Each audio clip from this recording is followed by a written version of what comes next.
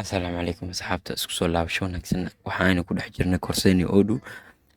oo noo maraysa meel fiican hadda waxaan cawada sharxaynaa insha Allah partial payment partial payment waxaa loo yaqaanaa customer inaa alaab ka iibino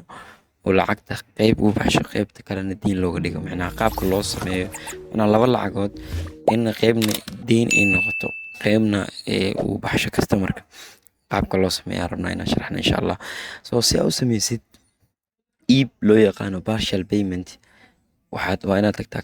accounting app customer invoice-ka customerka aad dilaacdid customerka magaciisa aad sheegtid productii waxa uu baahnaay alaabtuu naga gaday inaa yacni register gareyno then sameyno paymentigii inaa register gareyno lacagta meeshuu ka baxshay iyo qaabka uu bixinayo haddii uu ku shubayo banki account ama cash on hand lacagta aan ka qabano marka alaabtii yacni lacagta aan ka qabano qaybna ay partial ay noqoto qaybna ay deyn ay noqoto waxaan tegaynaa inventory waxaan rabnaa inaan alaabta storeka aan ka saarno inventory tegaynaa operation tegaynaa delivery tegaynaa alaab cusub ayaa waxaa ka saaraynaa bakhaarka customerka magaciisa alaabtii uu dalbaday yacni delivery ahaan u gudbinaan tusaale ahaan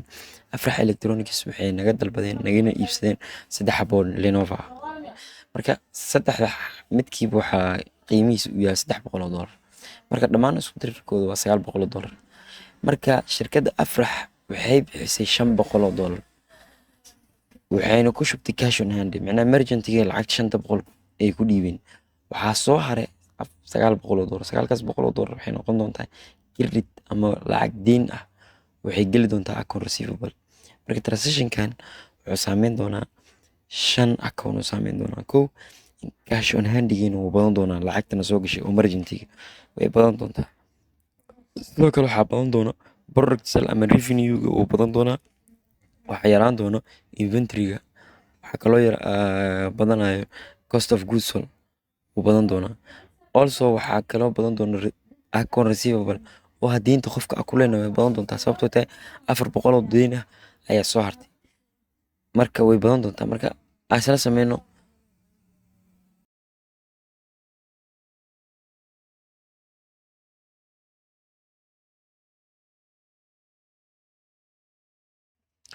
waxay imaataa akoonkaada meeshaana noogu dambeysay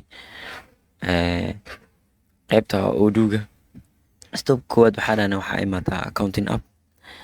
then waxaa imaataa customers waxaa generate garaysaa invoice cusub halena new invoice customerka magaciisa meeshaan gelinayna Afrax Electronics Afrax Electronics waxaa ka gadi rabnaa computer loo yaqaano Lenovo Core i3 xabadda qiimihiisa waa $300 anaga marka waxaa ka gadaynaa 3 xabo saddexdaas xabo qiimahooda waxay noqon doontaa $900 waxaa leenahay confirm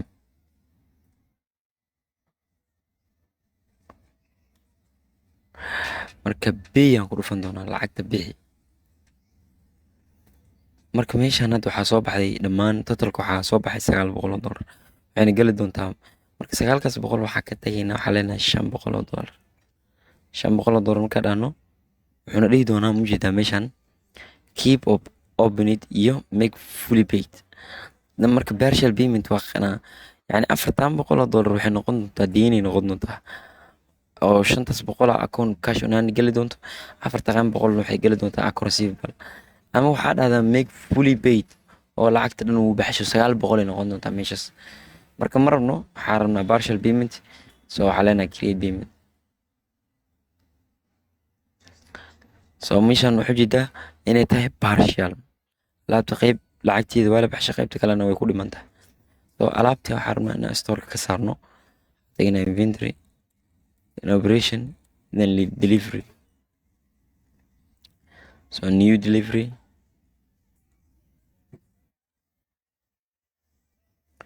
waxaa leenahay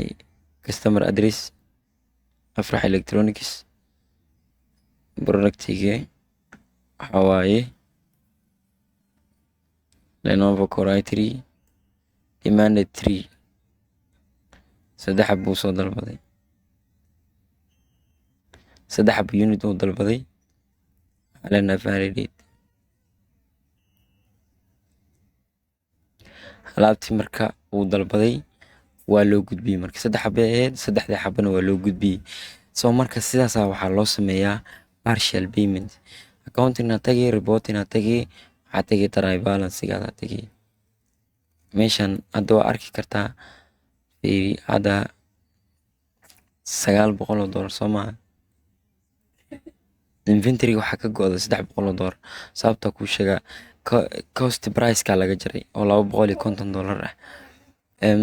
Cash on hand-ga waxaa soo galayo isaga okay June monthly cash on hand-ga waxaa soo galayo 900 soo galaysa 6,000 oo ahaa 6,900 noqday. waxaa kaloo jiro account receivable isaga 400 soo galayso 400 ku darsoomi doonto. Product sale-na waxaa ku darsoomi doono 900. okay so marka sidaasaa loo sameeyaa partial payment. So I hope inaa wax uun ka fahantay una ku anfacay cashirkan. So muuqaalka noo like gareey oo kuma santaa daawashada.